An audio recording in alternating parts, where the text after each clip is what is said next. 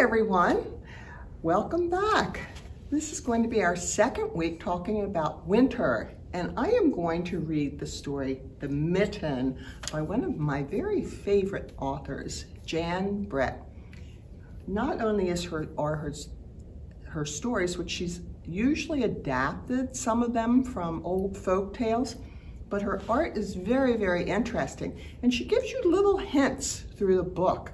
So I'm just going to give you a little hint before we start, because as I start reading, I want you to start paying attention to this.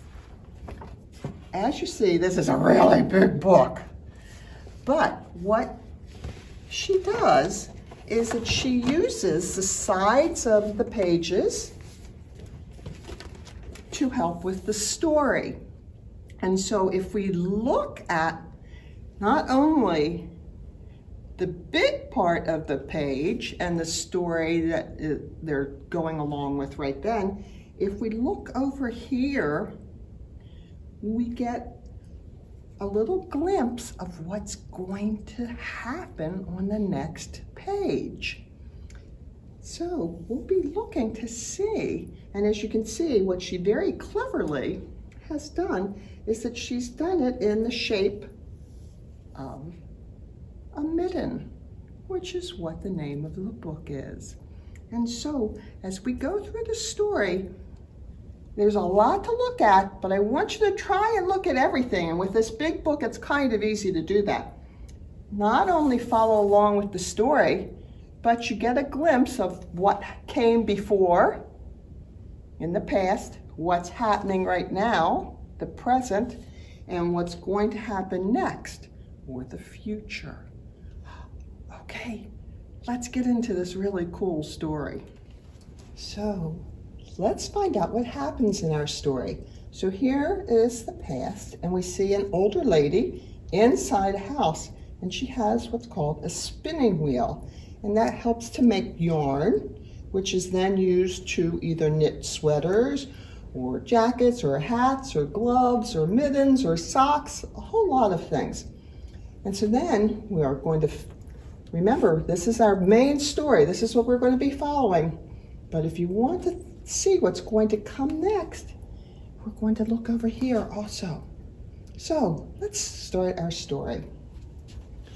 Once there was a boy named Nicky who wanted his new mittens made from wool as white as the snow.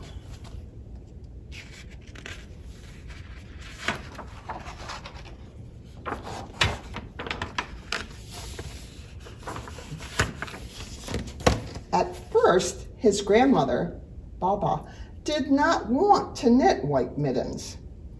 "If you drop one in the snow," she warned, "you'll never find it."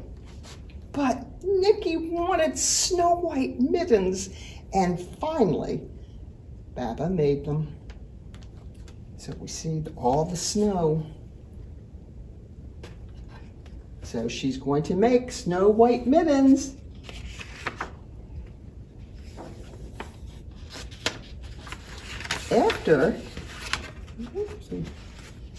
After she finished, she said, "When you come home, first I will look to see if you are safe and sound, but then I will look to see if you still have your snow white mittens." And so off Nicky went, and it wasn't long until one of his new mittens dropped in the snow and was left behind. See how you can hardly even see that mitten? It's because it's the same color as the snow. It's camouflaged. So what's coming up next? Little creature. And Nicky's busy climbing that tree. He doesn't even know he lost his mitten. A mole, tired from tunneling along, discovered the mitten and burrowed inside. It was cozy and warm and just the right size. So he decided to stay. So here he is. He's coming out of his little tunnel, burrow that he's made, and he's coming over to the midden. And he's going to go in to the midden and get nice and warm and cozy. And there goes Nicky. He's run off already. Here's the mole finding the midden. And who are we going to see next?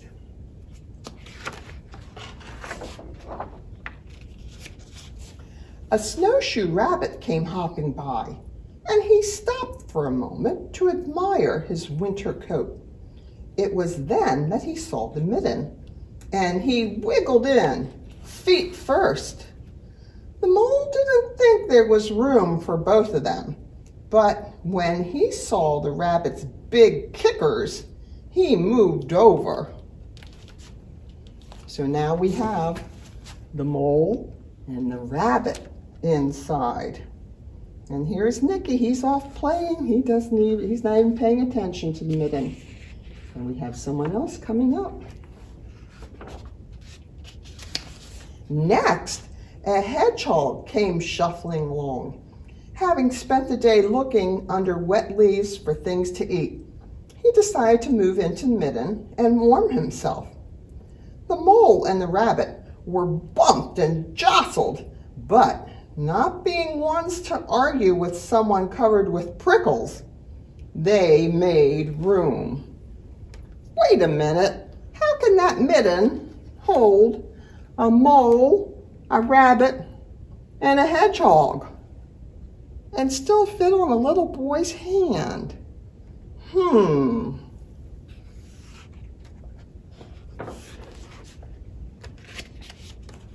As soon as the hedgehog disappeared into the midden, a big owl, attracted by the commotion, swooped down.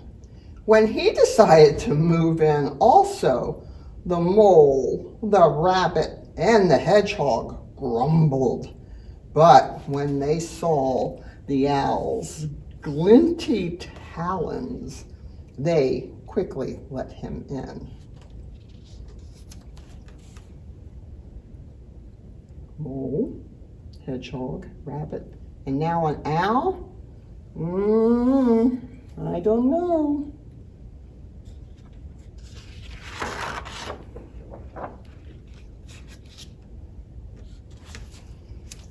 Up through the snow appeared a badger. He eyed the midden and began to climb in. The mole, the rabbit, the hedgehog, and the owl were not pleased. There was no room left. But when they saw his diggers, that's his claws, they gave him the thumb. So this badger, look at those sharp claws, he's going to move into the thumb of the midden. That midden's really getting stretched. Oh no, what? It started snowing, but the animals were snug in the midden, and a waft of warm steam rose in the air, and a fox trotting by stopped to investigate. Just the sight of the cozy midden made him feel drowsy.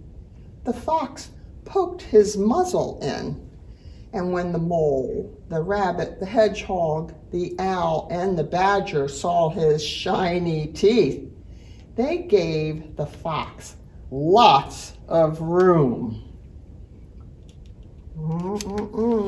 I don't know. I don't know how this midden is doing it. A great bear lumbered by, and he spied the midden all plumped up. Not being one to be left out in the cold, he began to nose his way in. The animals were packed in as tightly as could be, but what animal would argue with a bear? The midden swelled and stretched, and it was pulled and bludged to many times its size. but Baba's good knitting held fast. How's this guy going to get in here? And here we have Nikki, who is now starting to look for that mitten.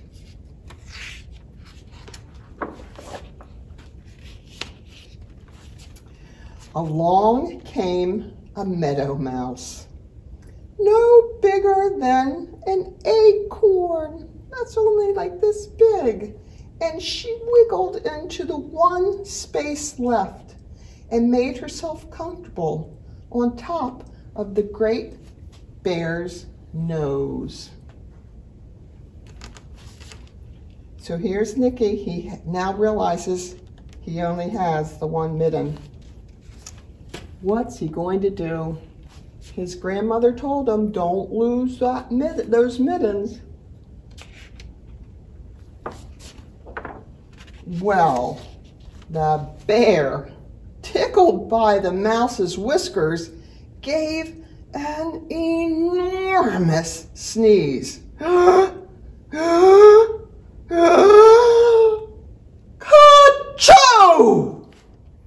The force of the sneeze shot the mitten up into the sky and scattered the animals in all directions. Look at them going, tumbling, turning, twisting. Here's Nikki, looking. Looks like he sees something, but what? These poor animals. That poor mitten.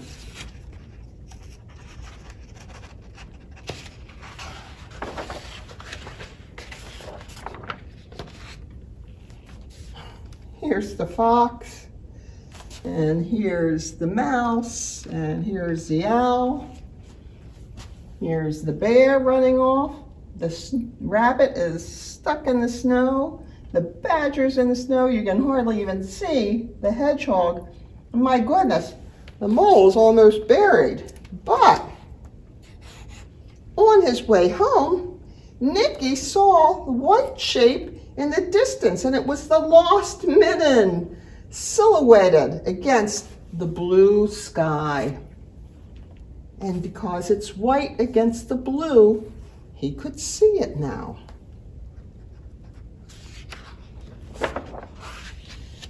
And as he ran to catch his snow white mitten, he saw Baba's face in the window. And first, she looked to see if he was safe and sound. And then she saw that he still had his new mittens.